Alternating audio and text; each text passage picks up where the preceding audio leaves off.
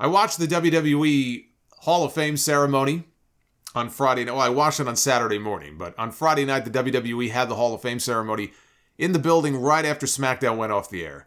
And I enjoyed it. I think it works much better, actually, when they have fewer inductees and they keep it to a reasonable number of people.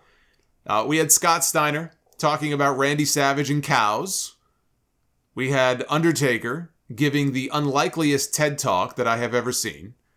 He looked like a motivational speaker walking around the ring with that headset microphone, that earpiece microphone he had, teaching people life lessons and sharing his top 4 mental maneuvers. I can't wait for the book to come out. It was basically a one-man stage show that if he wanted to, and maybe his contract wouldn't allow for it, because he's got that 15-year contract he signed with WWE a few years ago. But if he wanted to, he could take that act on the road and make a ton of money doing it in different cities, just telling stories. You know, call it the Dead Man Talking Tour, and just take it from city to city. He would make a killing. It's nice that in the last couple of years, he's finally let his guard down. He can tell stories that he never did before. You know, when he was still trying so hard to keep kayfabe and protect that character. Even Vince McMahon's speech introducing him, I thought, was good. You know, minus the stupid what chants that he encouraged at one point. I could actually understand what the man was saying. I like that Vince brought up Shotgun Saturday Night.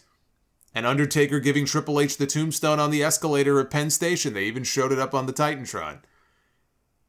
I can assure you, there's far worse that New Yorkers have seen at Penn Station. A tombstone on an escalator is tame, compared to some of the other things that go on in the New York City subway system.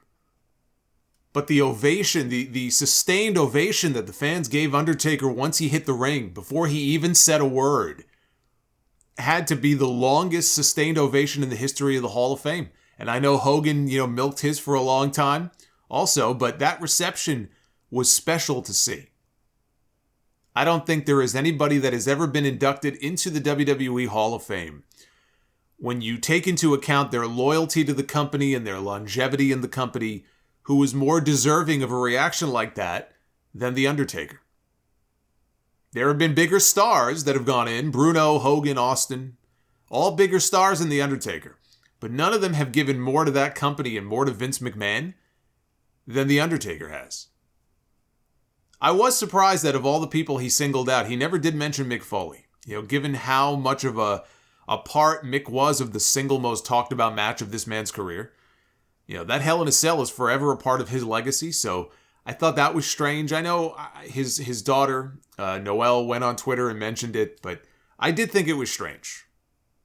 I've always said that I thought Bobby the Brain Heenan had the best speech in Hall of Fame history. Undertaker is right up there alongside him. Now, he may have even topped him. Probably even topped him. I think the Undertaker speech at the Hall of Fame is probably the best Hall of Fame speech they've ever had. It was really good.